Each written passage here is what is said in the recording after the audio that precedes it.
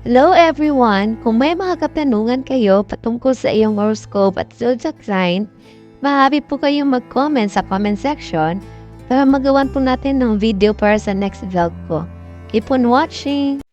Sino nga ba ang pinakamatalino na zodiac sign? Alamin!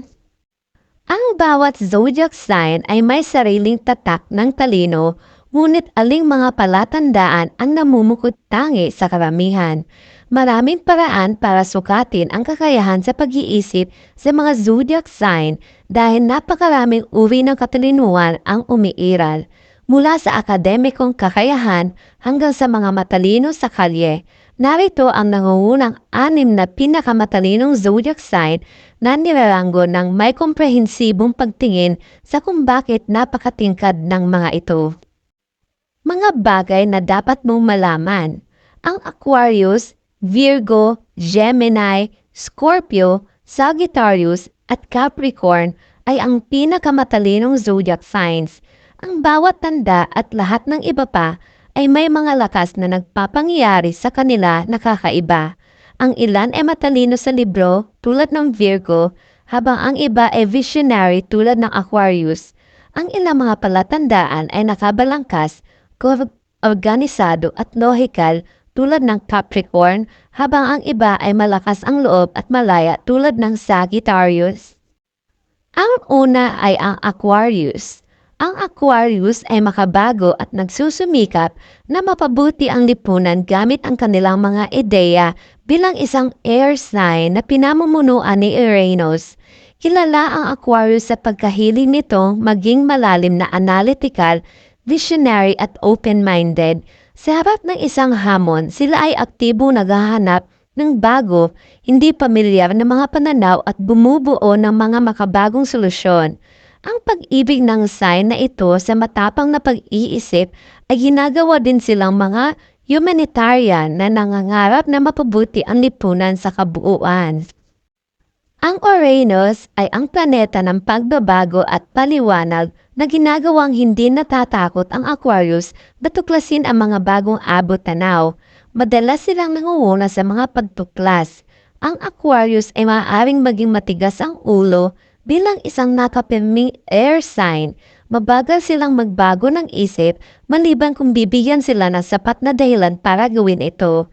Sa kabila ng kanilang cool-headed, analytical nature, ang mga Aquarius ay may malakas na moral compass at gustong umalis sa mundo ng mas mahusay kaysa sa nakita nila. Ang pangalawa ay ang Virgo. Si Virgo ay isang perfectionist na mahusay sa akademya at komunikasyon. Ang praktikal na katalinuhan ng sign na ito ay walang kapares. Ang Virgo ay may matalas, matanong na pag-iisip at isang malakas na etika sa trabaho. Ginagawa nitong si Virgo ang perpektong librong matalinong akademikong scholar. Sila ay masipag mag-aral at mahilig maging tagalutas ng mga problema. Pinamumunuan ni Mercury ang planeta ng komunikasyon. Ang Virgo ay mahusay din sa pagbabahagi ng mga ideya at pagbibigay ng payo sa iba. Gustong-gusto ng Virgo na maglingkod sa mga tao at lubos na natutuwa sa pagharap sa mga problema na maaaring iwasan ng iba. Walang palaisipan ang hindi malulutas sa kanila. Ang Virgo ay hindi lamang gustong matuto ng mga bagay, gusto din nilang malaman ang bakit sa likod ng lahat. Susuriin ng sign na ito ang bawat detalye ng isang paksa hanggang sa malaman nila ito sa loob at labas. Kung may Virgo sa iyong buhay, huwag mag-atubiling humingi ng tulong o payo sa kanila. Ituturing nila itong isang malaking papuri kapag ipinakita mo sa kanila na mahalaga sa iyo ang kanilang mga opinyon at ideya. Ang pangatlo ay ang Gemini. Ang Gemini ay madaling ibagay, mausisa at ang pinakamabilis na nag-iisip ng zodiac dahil ang sign na ito ay pinamumunuan ng Mercury, ang planeta ng pag-iisip at komunikasyon. Iyon ang pinakamalakas na kakayahan ng Gemini. Sila ay cool-headed na may malakas na mga kasanayan sa pangangatwiran at isang uhaw para sa kaalaman. Ninalaya ng Gemini na matuto ng kaunting tungkol sa lahat. Palagi nakikipag-juggling ng mga bagong ideya At dahil sa likas nilang pagkamausisa, ginagawa silang jack of all trades. Ang Gemini ay isang nagbabagong palatandaan na ginagawang nababaluktot at madaling ibagay ang mga ito. Gayunpaman, ang kakayahang umangkop na iyon ay nagpapahirap na tumuon sa isang paksa. May bagong hindi maiiwasang darating upang makuha ang kanilang interes. Ang mga Gemini ay sikat din sa kanilang mahusay na binuo at nakakatawang pagkapagtatawa at pinapakita ng mga pag-aaral na ang mga nakakatawang tao ay may mas mataas na IQ sa karaniwan. Bilang tanda ng kambal, madalas na dalawa ang pag-iisip ni Gemini. Gusto nilang suriin ang mga magkabilang panig ng isang paksa at mahanap ang mga debate na lubhang nakakaaliw. Ang pang-apat ay ang Scorpio. Ang Scorpio ay isang insightful na may pinakamahusay na perceptual na pangangatwiran ng zodiac. Isang water sign na pinamumunuan ni Pluto, ang planeta ng pagbabago at mga lihim.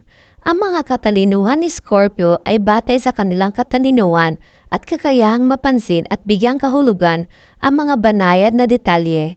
Mayroon silang hindi kapanipaniwalang lakas ng pag-iisip at ang kanilang kapangyarihan ay nakasalalay sa kanilang kakayahang makita ang mundo sa kanilang paligid at mag-react batay sa impormasyong kanilang nasisipsip. Ang lakas ng pag-iisip ay nangangahulugan na ang Scorpio ay nababanat at may mataas na kapasidad na harapin ang mga hamon. Ang perceptual reasoning ay ang pagkuha ng visual na impormasyon, pagbibigay kahulugan dito at paggamit ito upang malukas ang mga problema. Ang mga Scorpio ay maunawain at sanay sa intuitive na pag-alam kung ano ang gagawin sa impormasyong natutunan nila. Ang mga Scorpio ay madalas na iniisip ng iba na matindi dahil sila ay madaling kapitan ng labis sa pag-iisip, muli nilang sinusuri ang bawat interaksyon at pagsasaka nilang isipan hanggang sa ganap nilang maunawaan ito. Ang panglima ay Sagittarius. Ang Sagittarius ay isang makatwirang palaisip, pinahalagahan ang katotohanan at kaalaman higit sa lahat.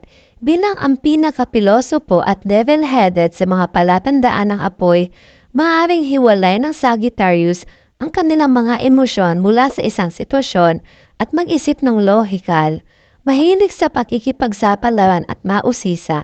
Gustong-gusto ng Sagittarius na matuto ng hands-on at isama ang kaalamang iyon sa kanilang pang-araw-araw na buhay. Nabubuhay sila para sa mga bagong karanasan at nananabik na maglakbay sa malayo at malawak na lugar upang mahanap ang mga ito. Pinamumunuan ni Jupiter, ang planeta ng swerte, kapalaran, kaalaman at pagkagalugan.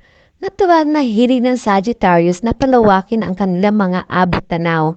Ang Sagittarius ay sobrang bukas din ang pag-iisip at nakakakuha ng mga bagong ideya ng walang panghuhusga o pagkiling. Dahil dito, madalas silang may malawak na hanay ng mga interes at naghahanap ng pagpapasigla sa anyo ng mga bago, kapanapanabik na mga karanasan. Tinutulungan din sila ng pilosopiko ng Sagittarius na makita ang mundo ng mas malinaw at makabuo ng mga ideyang pangitain upang mapabuti ang lipunan tulad ng Aquarius. Ang pang-anim at ang panghuli ay ang Capricorn. Ang pamamaraan, makatwirang pag-iisip ay ginagawang matalinong gumagawa ng desisyon si Capricorn. Bilang isang cardinal earth sign, ang Capricorn ay parehong go-getter at isang bihasang tagaplano. Mayroon silang pagtitigil sa sarili, malakas na etika sa trabaho at katalinuhan, at bihira silang mapusok o walang ingat. Ang cool at kalkiladong isip ng Capricorn ay tumutulong sa kanila na timbangin ng mabuti ang bawat desisyon at panatilihin silang isang hakbang sa unahan ng kompetisyon. Ang Capricorn ay pinamumunuan ni Saturn, ang planeta ng responsibilidad at otoridad. Ang kanilang disiplinadong paraan ng pag-iisip ay ginagawa silang isa sa mga pinakakilakilabot na zodiac sign.